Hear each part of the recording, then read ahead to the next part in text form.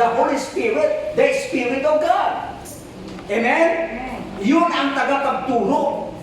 Kaya mag-rely po tayo. Kaya po mga kapatid, pag nagbasa tayo, nag-aaral tayo, humingi tayo ng saklolo, humingi tayo ng tulong mula sa Panginoon. Lord, ikaw po, ikaw po ang, sabi nga, source of all wisdom and knowledge. Ibig sabihin, pinanggalingan ng lahat ng kaalaman at karunungan at hindi naman kayang unawain maliban ng iyong espiritu na magpapaunawa sa amin. Everybody say praise the Lord. Hallelujah. Walang pinakamahusay na guro sa mga katotohanan ng Diyos kundi ang banal na espiritu. Palakpakan natin. Hallelujah. Bakit masasabi natin mga kapatid na walang pinakamahusay na guro pagdating sa espiritual? Dahil ang salita ng Diyos, ang Biblia, hindi po ito nagmumula sa kaalaman ng tao. Ang tao ginamit lang na instrumento para isulat ang kaalaman ng Diyos. Ang tao ginawang sekretary. Pero ang nilalaman nito at ang kaalaman na nagmumula dito ay galing sa Diyos. Para patunayan natin, okay, 2 Peter, na hindi galing sa tao, nagmumula ang kasulatan. Tingnan natin. 2 Peter chapter 1.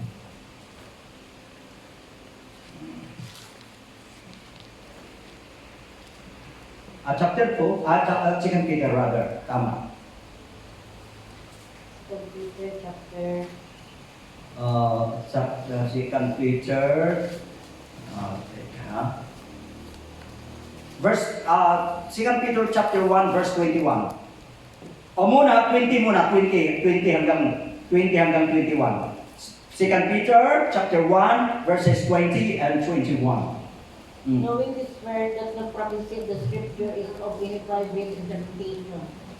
For the prophecy come not in old time by the will of man, but holy men of God speak as they were moved by the Holy Spirit. Napakaliwanag po, na maalaman mo na ito na alinmang hula ng kasulatan ay hindi nagbuhat sa sariling pagpapaliwanag. Kaya nagkakaroon po ng maraming mga debate, pagpapaliwanagan, nagkakaroon po ng iba't ibang interpretations. Bakit? Sapagkat maliwanag ang sabi ng Biblia na hindi po sa sariling pagpapaliwanag. Kaya kung tayo po ay umaasa sa ating sariling pagpapaliwanag, iba-iba ang ating interpretation. Kaya nga, ang pinaka-the best mag-interpret para maunawaan natin kung ano ang ibig sabihin ng sinasabi ng salita ng Diyos, let the scripture interpret itself. Kaya kailangan ang masusing pag-aaral. Kailangan ang magpapaliwanag, isalita din niya. Dahil kung ang ipapaliwanag, salita ng Diyos, at ang pagpapaliwanag, sarili mong ideya, sarili mong kuro-kuro, ay hindi magtugma yan. Ang tao kasi maraming kuro-kuro, iba-ibang katuwiran. O katulad halimbawa, bigyan ko kayo ng example, pupuntahin tayo ng Davao. Okay? Pag pumunta ng Davao, maraming daan. May makilala, pagulungan, papunta namang Malumon. Pero, di ba? Iba-ibang ruta, iba-ibang ano. Okay. So, ngayon, ang katuwiran nila na makarating din naman ang Davao. Iba-iba lang ang ruta, iba-iba lang ang daan. No? Pero Davao din naman. Kaya, ibig sabihin, kahit iba-ibang interpretation, langit pa rin ang puntahan natin. Pero, pagdating kasi, sa spiritual, pag langit kasi ang destination natin, hindi sa sariling pagpapaliwanag yan. Kailangan kung ano ang sinasabi ng salita ng Diyos. Dahil, ang sabi ni Jesus Christ, John chapter 14, verse 6, I am the way, the truth, and the life. Siya ang daan. Pupunta. Kailangan tukuyin mo, tuklasin mo. Ang daan. Ang daan ng Panginoon. Pero maraming daan ng tao. Pero I am the way. Hindi ka talagang maliligaw at mararating mo ang tiyak na iyong pupuntahan kapag ang daan mo ay ang daan ng Panginoon. Amen. Eh ngayon, marami kasing mga katuwiran ng tao, eh sabi niya, I am the truth. Hindi magkakamali ang Panginoon. Kaya nga, kanina, na-mention ko na isa sa sign na sinabi ng ating Panginoon, sabi ng Panginoon, take it that no man deceive you. Mag-ingat kayo na huwag kayong mailigaw ninuman. Dahil maililigaw ang tao kapag umaasa siya, nakadepende siya sa tinatawag na kaalaman at karunungan ng tao dahil ang tao may kanya-kanyang pagpapaliwanag, may kanya-kanyang katuwiran. Pero kapag ang katuwiran natin ay salita ng Diyos, ay wala ka ng kuwan dyan. Hindi ka maliligaw. Pagkatapos, halimbawa, bigyan ko kayo example na talagang tupak. At hindi tayo maililigaw ni naman. Katulad halimbawa, marami nang nag-predict, marami nang nagsabi na ang pagbabalik ng Panginoon, binigyan niya ng petsa. Ang pagbabalik ng Panginoon may taon. Kinumpute niya, ganito talaga ang pagbabalik ng Panginoon. Pero ang lahat ng mga nagtinatawag na computation or calculation sa pagbabalik ng Panginoon, they are all disappointed. They failed. Why? Dahil mayroong isang babala ang Panginoon. Kaya kung ang ating foundation ng paniniwala ay salita ng Panginoon, ano ba ang sinabi ng salita ng Panginoon? And that day, an hour, knoweth no man, no not the angels in heaven. You see?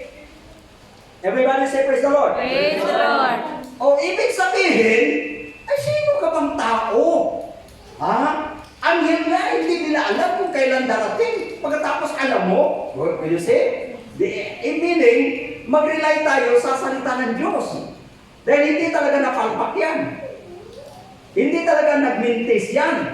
Pero, pag nag-rely tayo sa tinatawag na kaalaman ng tao, sa tinatawag na katuwiran o sabihin natin, ideya ng tao, ay maliligaw ka.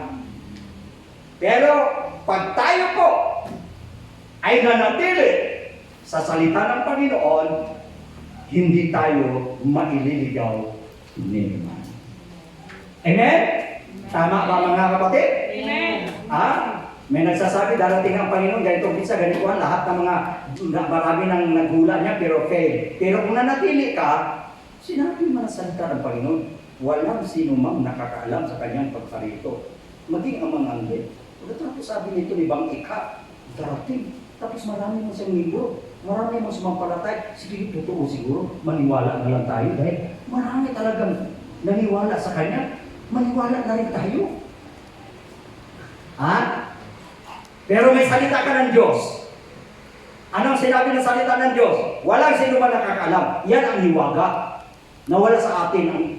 Ang sabi sa Deuteronomy chapter 24, 28 verse, Deuteronomy 28, the revealed things belong unto God, but the secret things belong unto the Lord. Kaya yun ang sabi ng Panginoon. Ang mga hayag na mga bagay ay naukol para sa tao. Pero ang mga hiwaga na hindi hayag ay ukol sa Diyos. Amen? Ngayon, ang hiwaga, isa pa sa hiwaga, mga kapatid, yung pagbabalik ng Panginoon, wala talagang nakakaalam. Pero huwag kang kampante. Amen? Everybody say praise the Lord. Praise the Lord. Amen. Kasi, merong sign. Kaya nga sabi ng Panginoon sa mga eskriba para siyo, kayo ika, ang gagaling yung tumingin sa langit. Pagka madilim, may alapak, ay ika, uulan ngayon. Pero, maulimlim. Ngayon naman, kapag ka mapula, ay talagang sisikat na yun ang araw. Anong sabi ng Panginoon? Kayo ika, magaling kayo manghula. Alam nyo, kung uulan at saka pero sabi niya, at bakit hindi nyo nalalaman ang mga tanda ng aking pagbabalik? Praise God. Everybody say praise the Lord. Okay, mayroon pa tayong 10 minutes. Maganda siguro nun, hindi lang ako ang laging nagsasalita. May interaction din. Baka gusto niyong pag merong pumasok sa isip nyo for more clarification o para lalong maintindihan, maganda siguro baka habang kayo nagsasalita ako, merong pumasok sa isip nyo. Ano ba? Ano ba? Ano bang ibig sabihin mo? Ano bang? Okay, mas maganda siguro. Okay, i-open ko doon sa mga napakinggan nyo sa akin. Baka may biglang sumagi sa inyo na for more clarification para lalong ika nga maunawaan at hindi po tayo magkalilangan. Okay, bubuksan ko ang pagkakataong ito sa question and answer. Baka may question kayo. Okay. Maganda naman yung para may interaction, para brainstorming ba, mahasa din yung isip natin sa tinatawag na katwiran. Sige.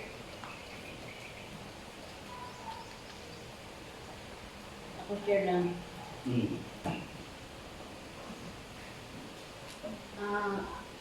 Ano no? Sabi nga na the spirit, no, ang espiritu ng Panginoon ay yun ang silbi na gumagabay sa mga anak ng Diyos. So, para sa akin, ang pagdating ng Panginoon, hindi lang sa akin, kundi yung espiritu ng Panginoon is hindi siya, ang pagdating ng Panginoon is para sa mga anak niya is hindi secret. Kasi kung ating tingnan doon sa time na gilaglag sa Ginoo ang Sodom at Gomora, sabi ng Panginoon, sabi niya, ilimod ko bala sa akong alagad na si Abraham. Sila niya ang akon nga pagabuhaton. So, ang secret is ara na siya sa mga unbelievers, sa mga tao nga wala nag-alagad sa Ginoo, hindi sila kabalo, hindi sila maka-prepare kung anong oras, anong adlaw, ang pag-abot sa Ginoo. No, kundi ang ilang ginahihin mo is worldliness, ara sa kalibutan. Pero kung anak ka sa Ginoo, ang Ginoo magahambal gid sa imo, kinanglan gid ang pagpangandam kay si Abraham. Ang Ginoo nag-reveal sa iya nga siya naglabon ko ang Sodom kag Gomora. So amo to ang Ginoo ni Abraham is nakipag-intercede sa Ginoo nga kumbaga nag-pray siya na hindi lang paglaglagon. Nga nagambal siya Ginoo, ay makita ka ba lang apiti, laglagon mo.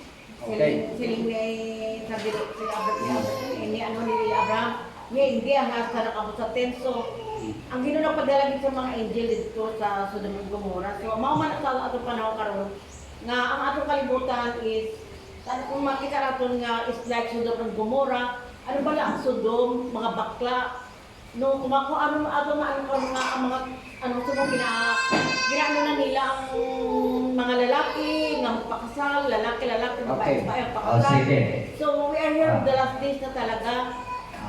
Yun. So ngayon, ito, ano ngayon ang gusto mo i-clarify, ano ang gusto mong itanong? Yung kanina na-mention mo na hindi secret, ano bang ibig sabihin mo?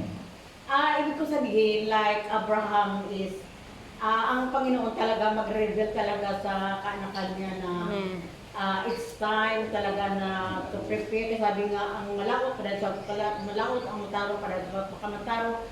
So, wala naman sinasabi na exact date bukas o kailan, pero kailangan talaga na mag-prepare tayo kasi nakikita na talaga natin ang mga sign. Oh yes, okay, thank you. Ngayon, ganito yun.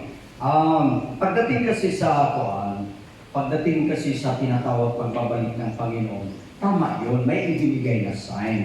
Pero walang sino mang tao na pinahayagan. Kasi ang i-dig up natin, ang binibigyan natin ng tinatawag na diin dito, yung tinatawag computation sa time and the season ng pagbabalik ng Panginoon. Kasi marami na kasing pumalpak. Marami na siyang pumalpak, marami nang pumalpak, nagbigay kasi sila ng time, ng panahon, nagbigay. Ngayon, sa naisingit mo kanina, Sister Ellen, na sabi mo na hindi secret dahil pinahayag ni Juan, kaya liwanagin natin kung ano yung tinatawag na na secret at hindi secret. Amen? Amen. Kasi ang Panginoon, no, katulad sa tanong ng mga disipulo. Tingnan nyo ha. Sabi ng disipulo. Okay. What shall be sabi niya, when shall these things be? Kailan mangyayari ang mga bagay nito? Follow-up question, pangalawa, sabi, what are the signs of thy coming and the end of the world? No? Now,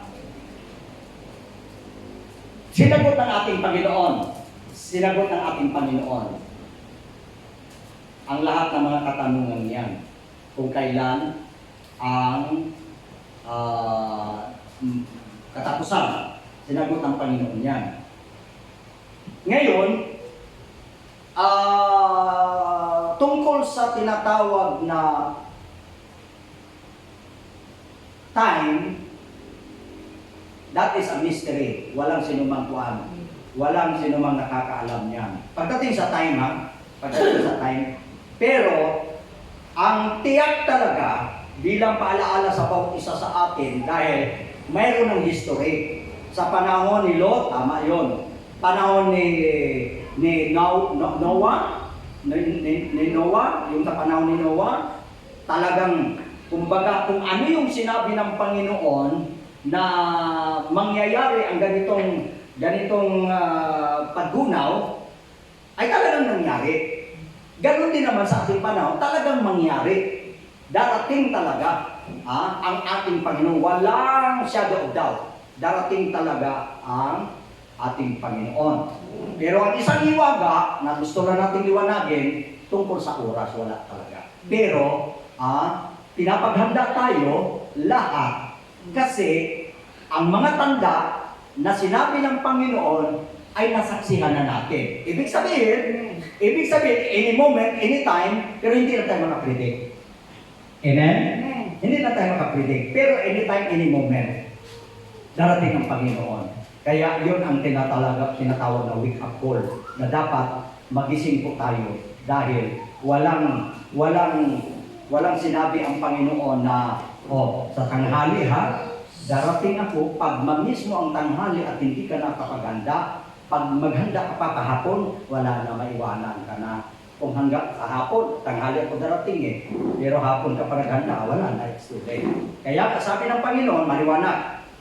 Sabi ng Panginoon, kung ang Panginoon, sa mga servants, mga kanyon, tinukoy, at saka inirelate din sa ating Panginoon. Ang sabi, kung ang Panginoon ng sambahayan ay nakakaalam sana, natibagin, nakawan siya, disin sana siya ay magpupuyat. At huwag niyang hayaan na mapagnakawan siya. Sapagkat, mayroon ng warning sa kanya. Pero palibhasa ay ang inintulan na the coming of the Lord is like a thief in the night. So, ang thief in the night, without prior notice, wala yan, hindi yan pitiligrama. Kukunin ko yung welding mo. Pero tawagan mo na kita mamayang gabi. Kukunin ko yung pang-vulcanize mo, yung pang-vulcanize mo. Kompreso mo bago yun. Pero kung nag-prior notice siya, dalibig putulbili mo ulo. Pero sampo na. Pero, yan nga po, na kung alam sana ng puno ng sambahayan na pag nakawan siya, magbabantay ka. Pero hindi. Ganon ang pagbabalik ng Panginoon. Kaya ang importante, anytime, any moment, sa araw, umaga man yan, tanghali man yan, gabi man yan, kung anong oras, dapat nakakatanda talaga tayo. Ngayon, nasa sa atin na yan. Hindi na natin po pwedeng masisi ang Panginoon. Panginoon, bakit ka dumating na sana pinagpaliban mo muna? Wala ka nang madahilan. Kasi marami ng mga paalaala ang ating Panginoon na maghanda.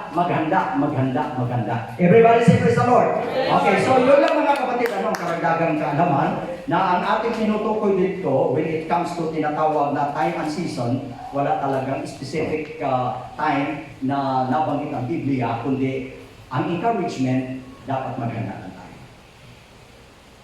So, okay. So, Okay.